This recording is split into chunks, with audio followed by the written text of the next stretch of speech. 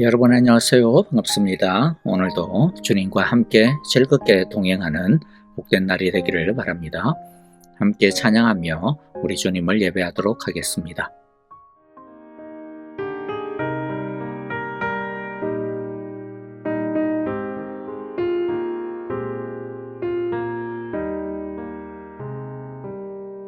주님 주신 화평 믿음 얻기 위해 너는 정성껏 기도했나.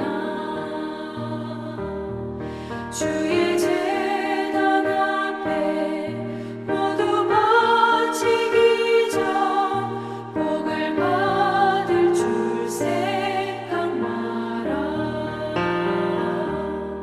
주의 제단에 선 제사드린 후에 주 내 맘을 주장하니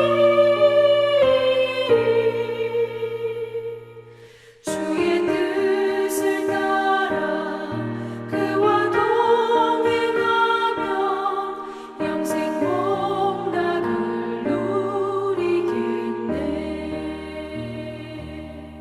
주의 맑은 빛에 항상 활동하며 선한 사업을 힘쓰겠나. 자유 얻으려면 주의 뜻을 따라 너의 모든 것 희생하라. 주의 제단에 선 제사드린 후에 주 내 맘을 주장하니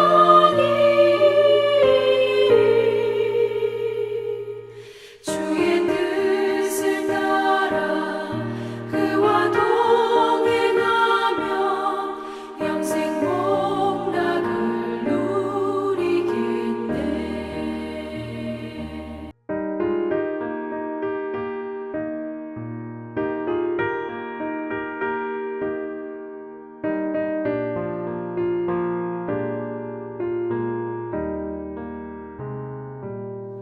주의 제단 앞에 모두 바친 후에 주와 온전히 사귀겠네.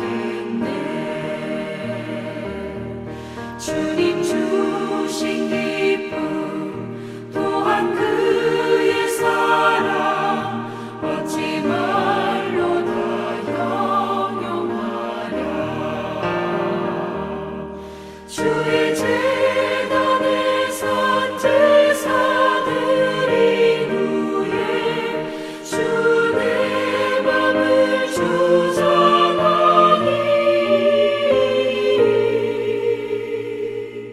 주의 뜻을 따라 그와 동행하며 영생 복락을 누리겠네.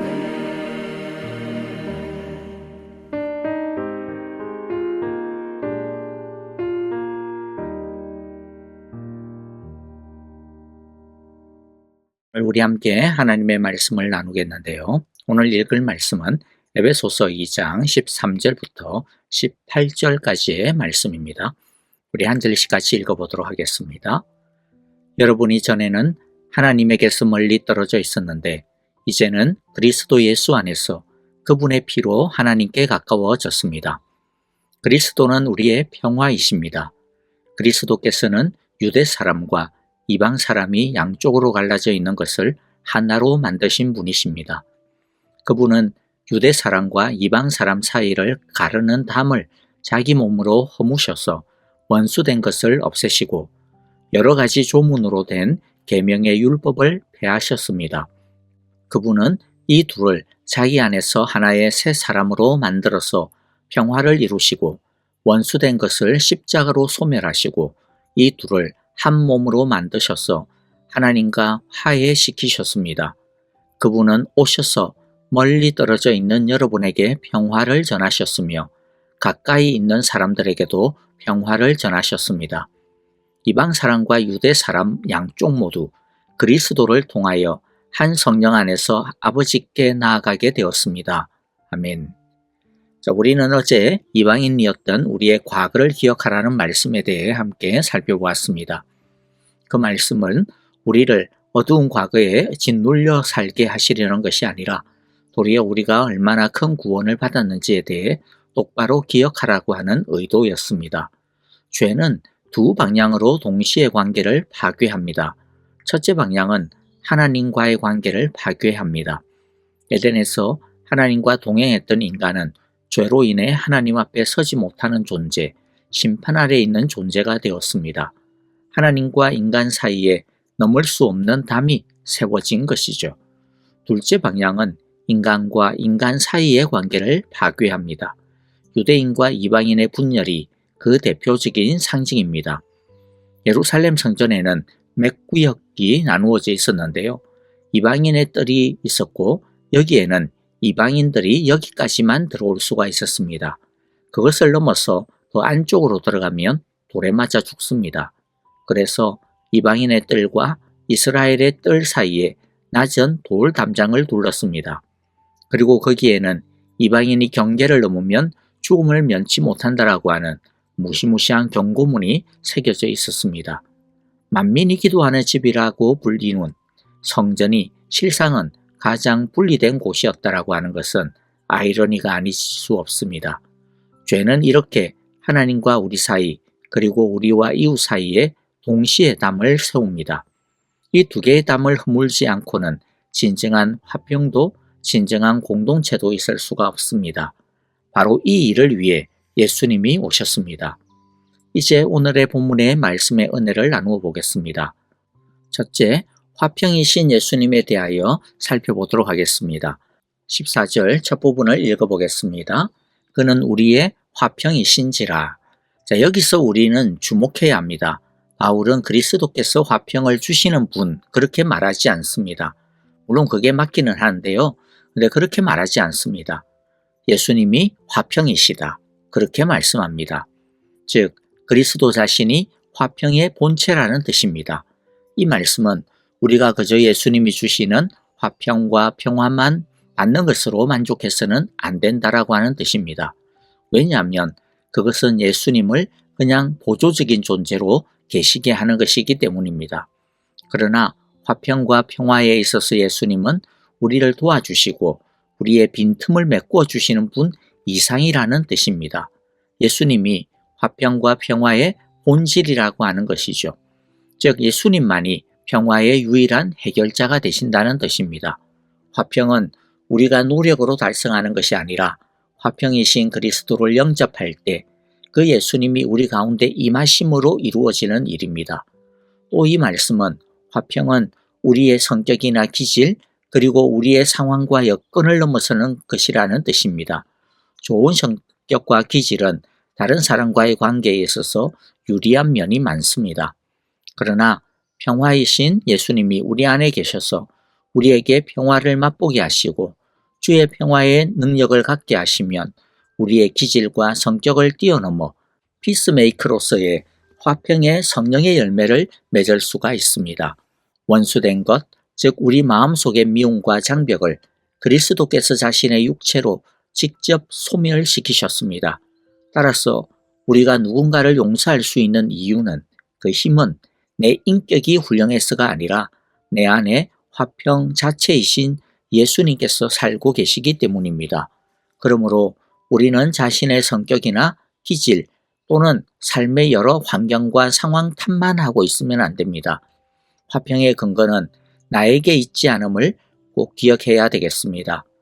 우리가 노력해서 마음의 평안을 얻거나 사람과 화해하는 것이 아닙니다. 이미 그리스도께서 십자가에서 이루신 화평이라고 하는 성취 안에 우리가 거하는 것입니다. 우리가 그리스도를 소유했다면 우리는 이미 화평을 소유한 자가 된 것입니다. 그러므로 만일 우리가 갈등 상황에 놓인다면 그때는 평화를 주세요라고 기도하는 것도 좋겠지만은 그 이상의 것이 필요합니다. 이렇게 기도해야 될 것입니다. 주여, 내 안에 화평이신 그리스도께서 나를 다스려 주시옵소서 라고 기도하는 것이 더 본질적인 기도일 것입니다. 바라기는 화평이신 예수님을 이미 모시고 사는 우리 모두에게 주님께서 십자가로 내적인 화평을 주실 뿐만 아니라 다른 사람과의 관계에서도 화평의 다리가 되는 능력을 주시기를 간절히 바라고 기도합니다. 두 번째 우리가 살펴볼 것은 담을 허무시는 예수님의 세 가지 방식에 대해서 한번 살펴보겠습니다. 사도 바울은 예수님께서 어떻게 우리의 평화가 되시는지에 대하여서 설명을 해주십니다. 세 가지로 설명을 해주시는데요. 먼저는요, 14절에 보니 자기 육체로 담을 허무셨습니다. 유대 사람과 이방인 사이를 가르는 담이라고 하는 14절의 말씀이 있는데, 이것은요, 아까 제가 처음에 설명했듯이 예루살렘 성전 안에 있었던 이방인의 뜰과 그리고 유대인의 이 뜰 사이를 가로지르고 있는, 구분 짓고 있는 그 담을 이야기하는 것입니다. 그리고 더 나아가 하나님과 인간 사이, 유대인과 이방 사이에 있는 모든 죄의 장벽을 상징하기도 합니다. 그러나 예수님은 자신의 몸을 십자가에서 깨뜨리심으로 이 담을 허무셨습니다. 마태복음 27장 51절에 보면 예수님이 십자가에서 죽으실 때 성전의 휘장이 위로부터 아래로 찢어졌습니다. 그것의 의미를 히브리서 10장 20절에서 이렇게 말씀하고 있습니다. 히브리서 10장 20절 읽어보면 그 길은 우리를 위하여 휘장 가운데로 열어놓으신 새롭고 산 길이요 휘장은 곧 저의 육체니라. 즉 하나님과 가로막혀 있었던 모든 담과 장벽이 예수님의 죽으심으로 그 몸에 찢기심으로 다 허물어지고 새롭게 산 길이 활짝 열려졌다라고 하는 말씀이죠. 그리고 하나님께로 가는 이 담이 허물어졌을 뿐만 아니라 죄로 인해 가로막힌 사람들과의 담도 예수님의 이 육체가 찢어질 때 동시에 하나님의 그 길이 열려진 것처럼 우리가 다른 사람과의 길도 열려졌음을 의미합니다. 둘째 방식은요, 15절 앞부분에 보면 율법의 계명을 폐하심으로써 모든 담을 허무셨습니다. 읽어보면 여러 가지 조문으로 된 계명의 율법을 폐하셨습니다. 율법의 여러 규정들, 특히 음식의 규정, 절기, 할례 이와 같은 여러 규정들이 유대인과 이방인 사이에 사회적인 장벽을 만들었습니다. 그러나 예수님께서는 이 분리의 기능을 자신의 죽음으로 다 완성하셨습니다. 그리고 이제 더 이상 그것은 힘을 잃었습니다. 폐하셨습니다. 잘못되어서 폐하신 것이 아니라 이제 다 이루셨기 때문에 폐하신 것입니다. 더 이상 율법의 그런 규정들을 지킬 필요가 없어졌습니다. 그로 인하여서 이제 하나님께 나아가는 유대인과 이방인의 구분이 없어지고 하나가 되어진 것입니다. 그리고 세 번째, 둘을 자기 안에서 한 새 사람으로 창조하셨습니다. 15절 후반부 읽어보면요. 그분은 이 둘을 자기 안에서 하나의 새 사람으로 만들어서 평화를 이루시고, 이것이 이 본문의 핵심 선언입니다. 유대인이 이방인이 되고 이방인이 유대인이 되는 것, 그런 것은 아닙니다. 둘 다 그리스도 안에서 한 새 사람으로 창조됩니다. 유대인도 이방인도 아닌 완전히 새로운 제3의 인류가 되는 것이죠. 그게 뭡니까? 그게 바로 교회입니다. 교회는 단순한 세상의 모임이 아닙니다. 그리스도라고 하는 용광로 안에 완전히 녹아 하나로 다시 태어난 새로운 존재들의 공동체가 바로 교회입니다. 이제 우리 세 번째로 예수님께서 우리에게 주신 이 평화의 축복에 대하여서 살펴보도록 하겠습니다. 16절은 이 화평의 깊이를 드러냅니다. 읽어보면 원수된 것을 십자가로 소멸하시고 이 둘을 한 몸으로 만드셔서 하나님과 화해시키셨습니다. 십자가의 사랑을 경험하고 그 사랑으로 새롭게 창조되는 것만이 인간 안의 독기와 미움을 소멸시킬 수 있는 유일한 힘이 됨을 말씀하십니다. 우리가 하나 되는 것은 우리의 성품이나 제도나 도덕적인 수양으로 되는 것이 아닙니다. 독사가 아무리 노력해봐야 독사일 뿐인 것이죠. 오직 십자가의 사랑 안에서 설 때만이 녹아내릴 수가 있습니다. 그리고 십자가는 단순히 인간과 인간 사이의 원수됨을 해결한 것이 아닙니다. 더 근본적으로 인간과 하나님 사이의 원수됨, 즉 하나님의 진노를 해결했습니다. 이 이중적인 화해, 하나님과의 화해, 그리고 다른 사람과의 화해, 이것이 없으면 어떤 인간적인 화해도 결국에는 허물어지고 맙니다. 18절에서 바울은 이 예수님의 화평의 결과를 선언합니다. 18절 읽어보면 그로 말미암아 우리 둘이 한 성령 안에서 아버지께 나아감을 얻게 하려 하심이라. 삼위일체 하나님 전체가 이 화해에 관여하고 있음을 우리가 보게 됩니다. 이제 어떤 인간 중보자도 없이 우리가 성령 안에서 하나님 아버지께 직접 나아갈 수 있게 되었습니다. 그런데 여기서 놓치지 말아야 하는 중요한 포인트가 있습니다. 이 구절은 우리가 이제 우주에서 가장 높으신 분께 언제든지 직접 면담을 요청할 수 있는 특권을 지녔다라고 하는 것을 말씀할 뿐만 아니라, 즉 기도가 의무가 아니라 특권임을, 예배가 짐이 아니라 율법이 아니라 감격임을 밝혀주고 있을 뿐만 아니라, 그런데 놓치지 말아야 하는 부분이 있는데 그것은 우리 둘이라고 하는 표현입니다. 즉 이 말씀은 단순히 개인 기도, 개인의 기도의 능력과 특권과 권세와 영광에 대한 말씀이 아닙니다. 둘의 기도입니다. 즉 이전에는 원수와 같았던 이방인과 유대인이 이제는 마음이 하나가 되어 아버지께 하나님께 나아갈 수 있게 되었음을 뜻하고 있습니다. 그리고 하나님은 이 모두의 기도를 동일하게 기뻐하시고 응답하시고 받으신다는 것입니다. 그야말로 이사야 선지자가 선포하고 우리 주님께서 확인하여 말씀하신 것처럼 이제 성전이 명실상부한 만민이 기도하는 집이 된 것입니다. 이처럼 교회는 자기만을 위해 기도하는 곳이 아닙니다. 함께 기도하는 곳이고 더불어 서로를 품고 기도하며 서로의 손을 붙잡고 마음을 부여안고 둘이 하나가 되어 기도하는 것입니다. 하나님께 나아가는 행위는 결코 나 혼자만의 골방 기도에 머물러서는 안 됩니다. 나만을 위한 기도, 우리 가정을 위한 기도만에 머물러서도 안 됩니다. 그러면 어떻게 해야 됩니까? 심지어는 마음이 완전히 갈라졌던 형제자매와 화해하고 그와 함께 손을 잡고 아버지 앞에 서는 것이 진정한 구원의 완성이라는 것이죠. 주님께서 우리에게 하라고 하신 선한 일, 바로 이것입니다. 교회의 존재 이유는 단순히 모여서 친교를 나누는 것이 아니라 하나의 몸이 되어 공동체적으로 하나님을 예배하고 그분의 임재 안으로 들어가는 것입니다. 우리가 어떻게 그러면 이렇게 하나가 될 수가 있습니까? 우리 힘이 아닙니다. 그로 말미암아 우리 둘이 한 성령 안에서 아버지께 나아가는 것입니다. 오직 예수님만으로 말미암아, 오직 십자가의 사랑으로 말미암아, 오직 성령의 기름 부으심으로 말미암아 가능한 것입니다. 우리는 아이고 이런 일은 나는 할 수가 없습니다. 내 마음 그거 원치 않아요. 나 싫어요. 라고 말할 수 있겠지만은, 그런데 주님은 우리에게 무엇라고 말씀하시는 것입니까? 그래, 맞아. 너 힘으로, 너 노력으로, 너 기분으로는 할 수가 없어. 누가 너 힘으로 하라고 그러니? 내가 너를 사랑한 나의 사랑으로 하라는 거야. 십자가의 사랑의 힘이 너를 갖다가 그렇게 하게 하는 거야. 성령 충만함으로 할 수 있는 거야. 착각하지 마. 너 힘으로 할 수 없어. 화평이 나를 붙들면 할 수 있는 거야. 그렇게 주님께서 말씀하시는 것입니다. 말씀을 마무리합니다. 예수님이 우리의 평화이십니다.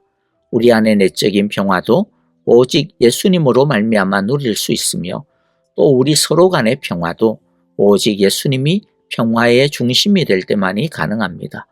예수님은 하나님과 우리 사이의 수직적인 평화를 넘어 그 수직적인 평화의 경험과 기쁨과 능력을 가지고 다른 사람과의 수평적인 화평을 이루기를 원하십니다. 이것이 우리를 위해 그의 몸을 찢으신 선한 일이십니다. 그러나 기억합시다.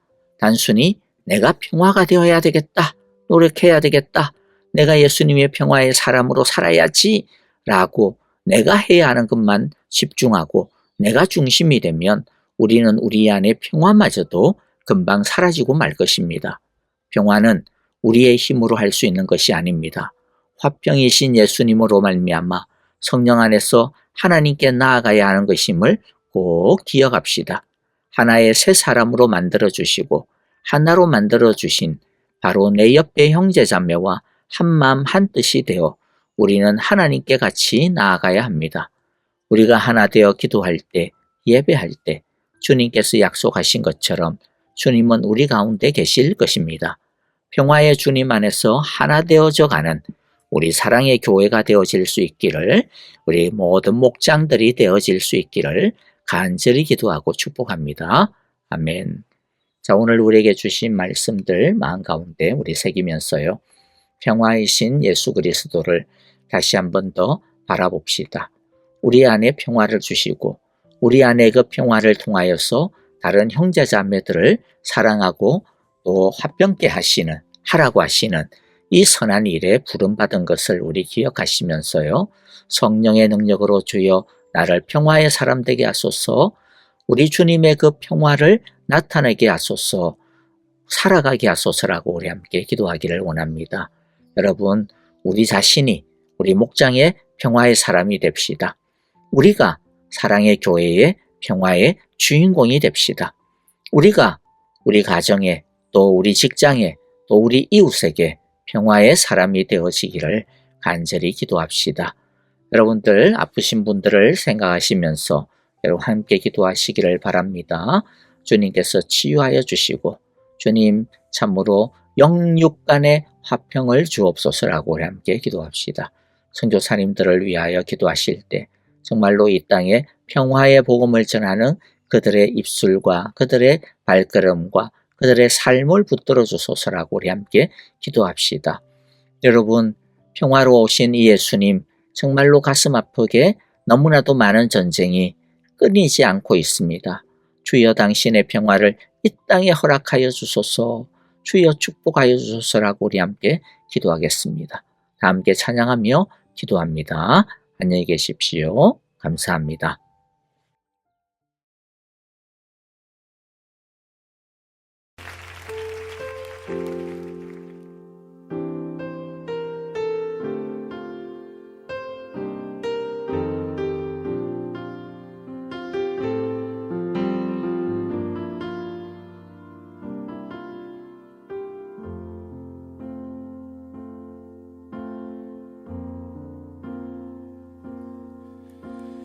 아버지 사랑 내가 노래해, 아버지 은혜 내가 노래해. 그 사랑 변함없으신, 거짓 없으신, 성실하신 그 사랑, 상한 갈 때 꺾지 않으시는, 꺼져가는 등불 끄지 않는 그 사랑, 변함없으신, 거짓 없으신, 성실하신 그 사랑,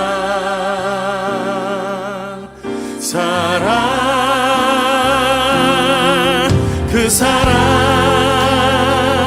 날 위해 죽으신, 날 위해 다시 사신 예수 그리스도, 다시 오실 그 사랑, 죽음도 생명도 천사도 하늘의 어떤 권세도 끊을 수 없는 영원한 그 사랑 예수. 아버지 그 사랑을 다시 한번 찬양하길 원합니다. 아버지 사랑 내가 노래해, 아버지 은혜 내가 노래해. 그 사랑 변함없으신,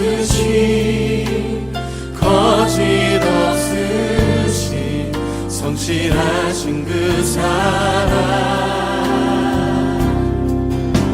사랑 갈 때 꺾지 않으시니 꺼져가는 등불 끄지 않고 그 사랑 변함없으신 거짓 없으신 성실하신 그 사랑